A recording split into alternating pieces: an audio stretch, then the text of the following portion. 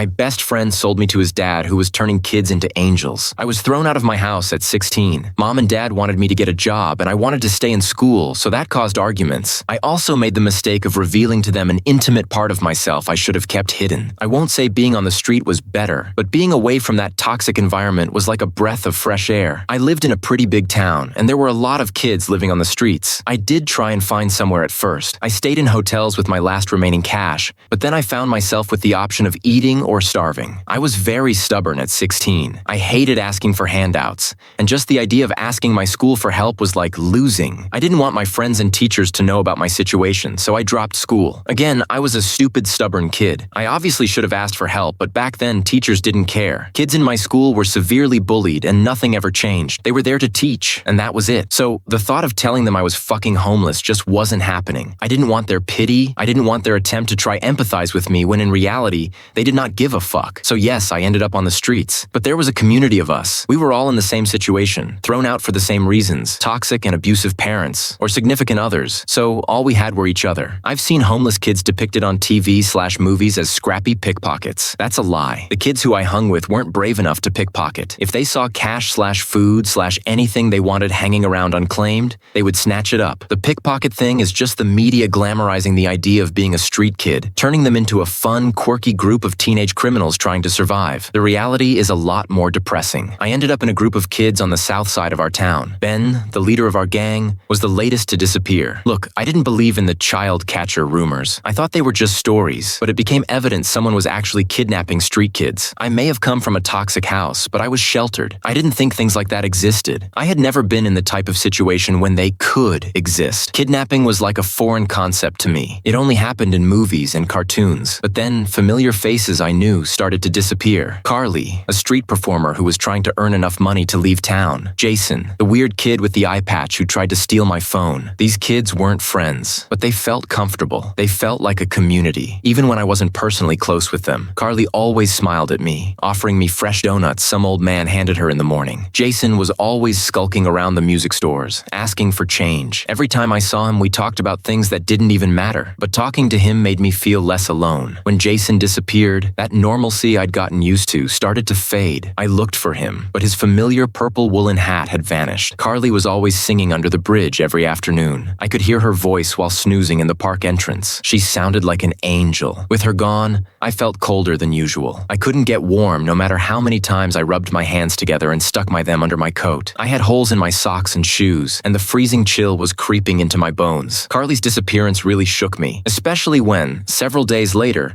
a guy took her spot with his guitar, screaming out painfully bad reimaginings of pop songs. When Ben vanished, I started taking word of mouth more seriously. He's been taken by the white van, was the rumor floating around. Apparently, some kids saw Ben getting dragged into a white van. This kid was also known to say BS to get attention, but his claim was actually believable. Ben, Carly, Jason, and the other missing kids were last seen at the homeless shelter. So, the place where kids were vanishing wasn't exactly ideal, but it did have hot soup and coffee, as well as a place to charge my phone, so I risked it. The homeless shelter was where most kids hung out every day. I used the mostly broken facilities to shower, use the bathroom, and try to make connections with kids who were well known. It was pretty much a survival instinct at this point. If I was going to survive on the streets, I needed people I could count on. I had this constant need to get my name out there, just in case I was one of the missing. But it turns out, not all homeless kids play nice. I won't go into detail, but there were a lot of names I thought I could trust, and quickly learned that I couldn't fucking trust anyone. I got my first phone stolen, and then my shoes were snatched while I was sleeping. I was definitely hardened after a while on the streets. So, when Charlie came along, I basically told him to go fuck himself. All of the connections I made just lost me cash, food, and my shit. The worst thing you can be as a street kid is nice. If you want to be left alone, you have to make it very fucking clear. Without Ben's leadership, things went off the handle. I was quickly labeled as a naive bastard who F/W anyone. Most of my spots were compromised, so I had no choice but to once again risk the homeless shelter. My initial plan was to grab food and coffee and make a run for it. I had the town library as a safe spot until 4 p.m., and after 10, The guy who owned the Chinese takeout begrudgingly let me sleep in his doorway. I think he felt sorry for me, but at this point, I was too fucking cold to care about pride. The volunteers in the soup kitchen were my age. I didn't know them, thankfully, but I was eager to get out of there. The food was a choice of cold curry or soup. I chose soup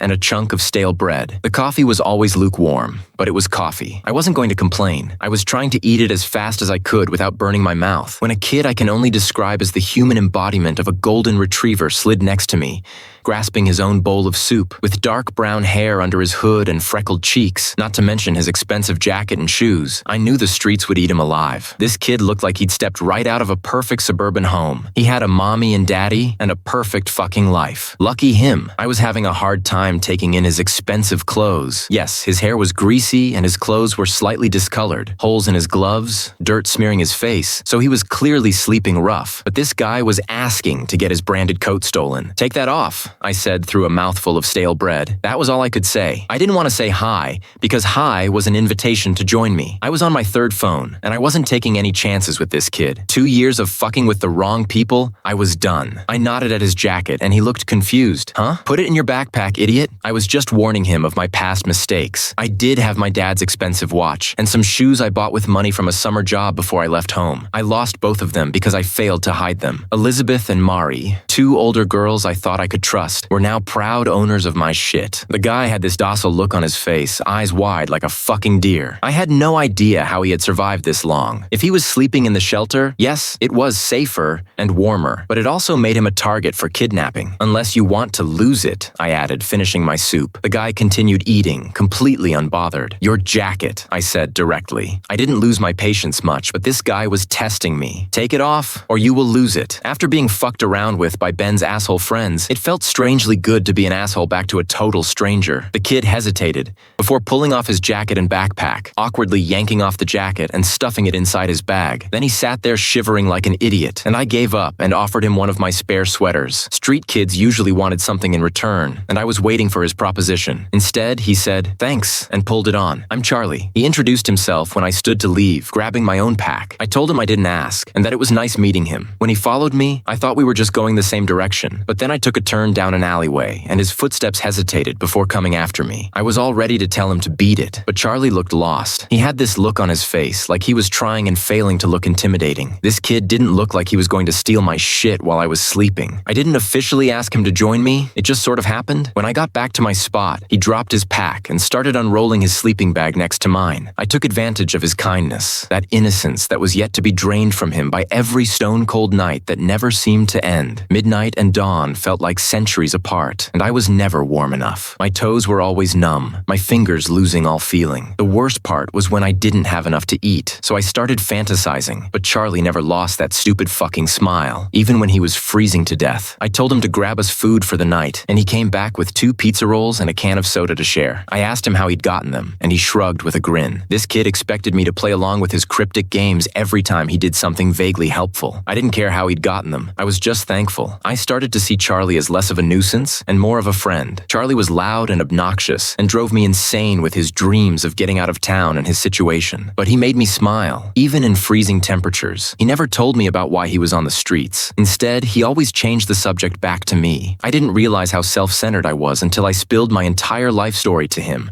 And when he opened up about himself, I started talking about myself once again. In a way, I think I saw it like a competition. "Oh, your life is bad. Well, this happened to me." I waited for him to get frustrated or angry, but he just listened. He always listened. It was snowing when the 2 of us sat shivering on a wall, our legs dangling. I don't remember whose genius idea it was to sit in sub-zero temperatures, but I remember enjoying the icy breeze on my face. Everything was covered in white. I don't think I should have enjoyed snow. It was extremely fucking easy to freeze to death in these conditions, but it was also snow, and I was still a stupid kid. I still liked snow. Charlie was, as usual, being his chipper self. He scored us a pack of chips to share, so we were passing it back and forth. My hands were so numb I couldn't even feel the chips. I just stuffed them in my mouth. "Do you believe in angels, Finn?" That question caught me off guard. Charlie's gaze was glued to a little girl perfecting a snow angel in front of us. The answer was no. I didn't believe in God, any gods, any religion. If God existed, or the angels, my parents wouldn't have kicked me out for liking guys. In the earlier days, I prayed for help. I had the stupid idea that my mom would actually hunt me down and take me back home. But God didn't exist, at least not to me, and I was tired of pretending. I didn't respond to Charlie, and his head dropped onto my shoulder. I jerked back, swallowing a hiss. I shoved him away, and for the first time since I'd met him, his smile started to fade. "Sorry," he muttered, rubbing his hands together. Charlie seemed to notice our proximity, shuffling away from me. He said I was warm, and I hated myself for shouting at him, because he was fucking warm too. I liked the feeling of his head on my shoulder. He felt safe and warm, and the closest thing I had to a home. I jumped off the wall, making an excuse to distance myself. I think I told him I was going to the shelter to try to find warm clothes from the lost and found. Charlie didn't reply, only jerking his head in a nod. He told me he'd be right there when I got back, and his words settled my twisting gut, the growing lump in my throat. I used my time away from him to come to terms with my feelings, and instead of pushing them away like I had done for so long,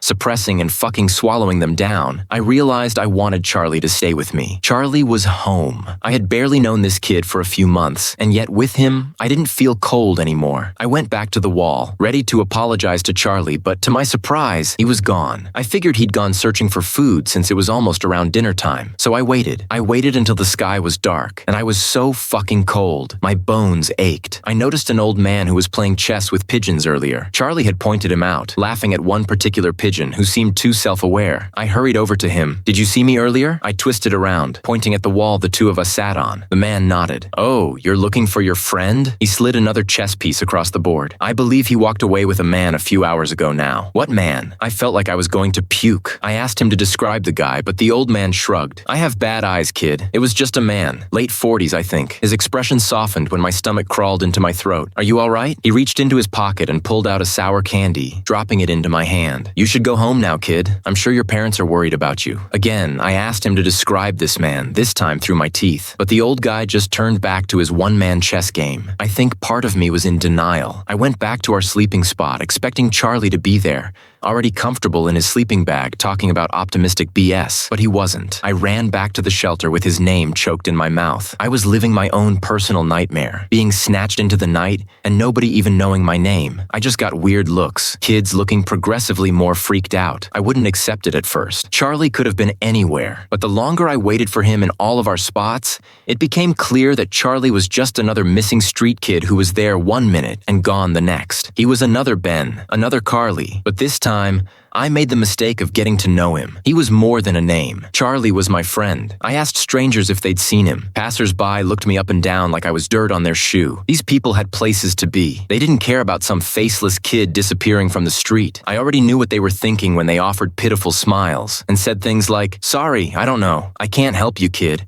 I'm sure he's out there somewhere." They were wondering why Charlie was sleeping rough in the first place, why he didn't just get help. I'm going to tell you the hardest thing I've come to realize. It's easy to be numb on the streets, easy to shut down, easy to forget to mourn because it was too fucking cold. I didn't forget about Charlie, but I did bury him so I wouldn't forget how to survive. So, a month later, I thought I was fucking hallucinating when I saw that all too familiar jacket, the one I told him multiple times to keep out of sight. It was snowing again, and it was thick and wet, clinging to my jeans. I was trying to find a patch of concrete free of snow to dump my sleeping bag. I scored hand warmers from one kid who was nice enough to offer them for a DS I'd found. There he was, somehow. Charlie was standing in the middle of an empty road, in dead of night. I didn't question why or how. I just hugged him, mentally promising myself I would never let him go again. Charlie was so warm. His coat was thicker, and his backpack was nowhere to be seen. "Where did you go?" I demanded, shoving him back. Charlie just smiled, and I noticed his pocket, an iPhone sticking out. I think I was about to laugh,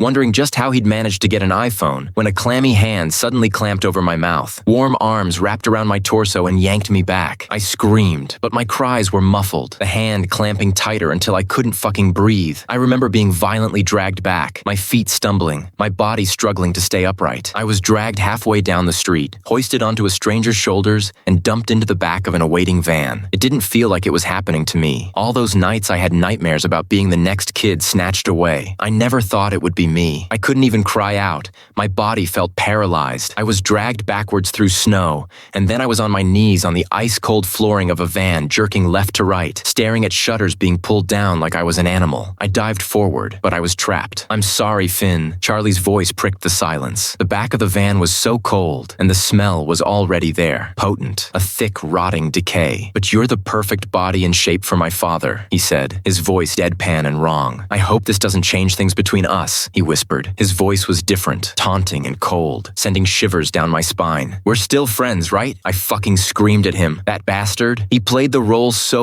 well, I should have fucking applauded him. I slammed my fists into the shutters, but the ignition came to life, and the van jerked forward, sending me stumbling back. I dropped to my knees, choking on the stink of decay. I didn't want to look. The light was too bright, too invasive, scorching the chill from my skin. I stayed on my knees until the smell got so bad I had to fucking look. In front of me were bodies. Most of them were faceless, with no features, skin already crumbling from bones jutting out. One of them caught my eye, lying at the bottom of the pile. Ben. His skin was gray, dried blood staining his face, painting his clothes. I was already trying to roll him onto his front so I didn't have to look at him. His eyes were open, like he was still alive. I shoved him onto his stomach and something sour crawled up my throat, my stomach revolting. I thought I was seeing things, but no. When I reached forward, my fingers touched them. The twisted, feathery appendages protruding from twin slits cruelly sliced into a jutting spine. I shuffled back, a cry clawing from my throat. Wings. They were rotten, decaying. The wings of a bird or something else, spliced with his flesh. I could see where his back had been cut open, all the way down his spine. Ben was dead. His wings were dying, festering inside a body that was ice cold and alone,